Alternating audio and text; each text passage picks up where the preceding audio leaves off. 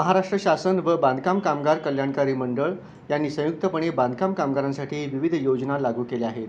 त्यापैकी गृहवस्तू संच योजना असून बांधकाम कामगारांना शासकीय गृहवस्तू मिळणारे संच यांची घरोघरी खुले आम विक्री करणाऱ्या टोळीवर कारवाई करा अशा मागणीचे निवेदन सर्व कामगार संघटनेच्या वतीने देण्यात आले। जिल्हाधिकाऱ्यांना देण्यात आलेल्या निवेदनात बांधकाम क्षेत्रात काम करणाऱ्या महाराष्ट्र कामगार सेना, संघर्ष कामगार संघटना, जय हिंद कामगार संघटना, भ्रष्टाचार निर्मूलन संघटना आणि इतर संघटनांचे प्रतिनिधी व प्रमुख यांच्या नेतृत्वाखाली जिल्हाधिकारी यांना निवेदन देण्यात आले। जिल्हाधिकारी यांना देण्यात आलेल्या निवेदनात दिनांक 10 मार्च 2025 रोजी समक्ष भेटून सहाय्यक कामगार आयुक्त दमाणीनगर यांच्यामार्फत बांधकाम कामगारांना गृहोपयोगी संच वाटप केले जाते। ही वाटप प्रक्रिया पूर्णपणे मोफत असून याचा लाभ जीवित बांधकाम कामगारांना देण्यात येतो। मात्र असे न होता बांधकाम कामगारांकडून सहाय्यक कामगार आयुक्त व त्यांचे कर्मचारी मेसर्स मफतलाल एजन्सी, कर्मचारी सूरज बोरामणीकर, वैभव रगवले, कट्टे मॅडम, जिजाऊ ऑनलाईन सर्व्हिसच्या मालकीण निखिल कुलकर्णी नावाचे दलाल व एजंट हे शासकीय मालाचे खुलेआम विक्री 1500 ते 2000 रुपये असे करीत आहेत। हे कृत्य भारतीय संविधानाच्या विरुद्ध आहे। एकीकडे शासन गृहवस्तू वाटप बंद करण्याचा निर्णय घेऊन थंब प्रक्रिया अंगठा बंद केली आहे, कारण विधानसभेत लोकप्रतिनिधींना भांडी वाटपामध्ये भ्रष्टाचार होत असल्याचा प्रश्न उपस्थित केला। असे असता असे प्रकार होणे म्हणजे गंभीर बाब आहे। अशा शासकीय मालाची विक्री करणाऱ्या सदरील दलाल, एजंट व ठेकेदार सूरज बोरामणीकर, वैभव रंगवले यांच्यावरती कठोर शासन कारवाई करण्यात यावी। तरी संबंधित प्रकरणाची सखोल चौकशी करून दोषींवरती भ्रष्टाचाराचा गुन्हा दाखल करण्यात यावा ही विनंती असे नमूद करण्यात आले। अन्यथा संघटनेच्या वतीनं आपल्या कार्यालयासमोर दिनांक 17 मार्च 2025 रोजी बोंबाबोंब आंदोलन करण्यात येईल, याची नोंद घेण्यात यावी असाही इशारा देण्यात आला।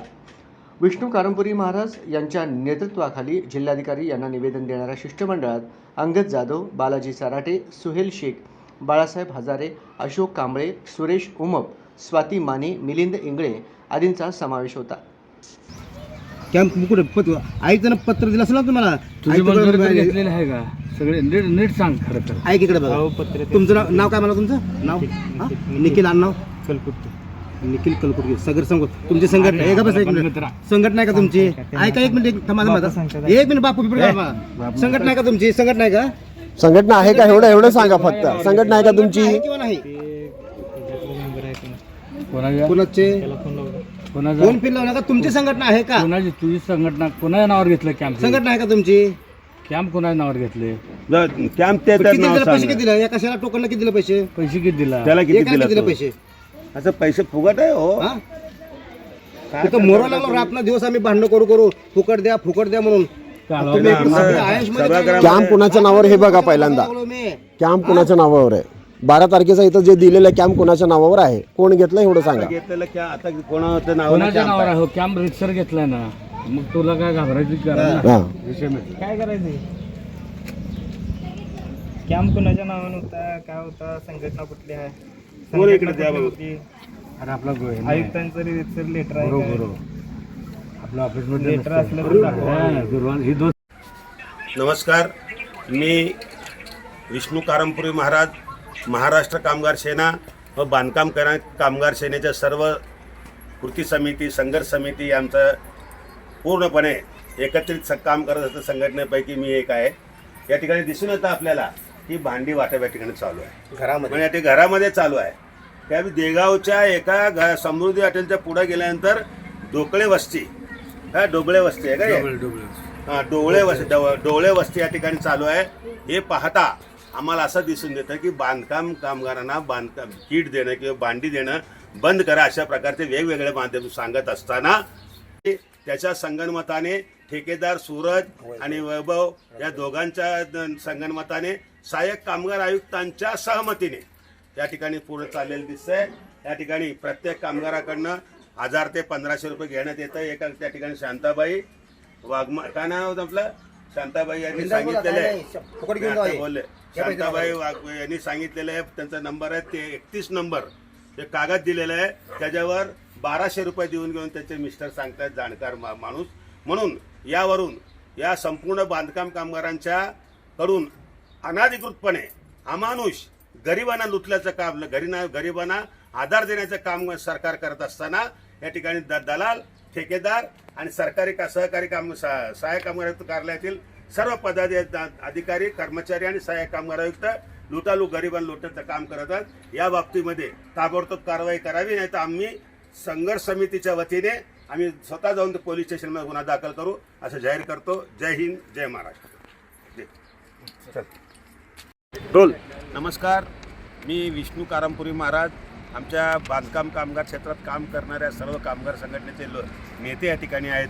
काल आम्ही कलेक्टर साहेबांना निवेदन दिलं की सोलापुरामध्ये बांधकाम कामगारांना, गरीब कामगारांना 1500 रुपये घेऊन भांडी विकत आहेत, म्हणून पहिला ताबडतोब भांडी विकायचं बंद, म्हणजे भांडी वाटप बंद करा अशा प्रकारचे आम्ही मागणी केल्यावरून सरकारनं दखल केल्या म्हणा किंवा कलेक्टरनं दखल घेतलं त्याप्रमाणे भांडी वाटपचं बायोट्रॅगमॅटिक बंद झालेलं आहे। असे असताना आज सकाळी आम्हाला संदेश आला की या ठिकाणी भांडी वाटप चालू आहे।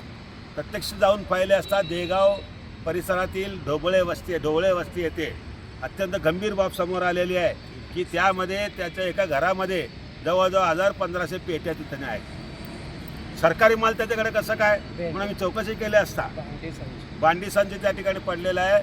कसं काय त्या ठिकाणी चौकशी केली असता लोक ते सांगत होते बांधकाम कामगार की 1000, 1500, 1200 देऊन आम्ही हे घेत आहोत। यामध्ये ज्योत्स्ना कट्टे आणि निखिल कलकुर्ती, सूरज चव्हाण, वैभव रंगबले आणि सहाय्यक कामगार आयुक्त सुद्धा संबंध या ठिकाणी सुधीर गायकवाड यांचा संबंध आहे असं दिसून आलं।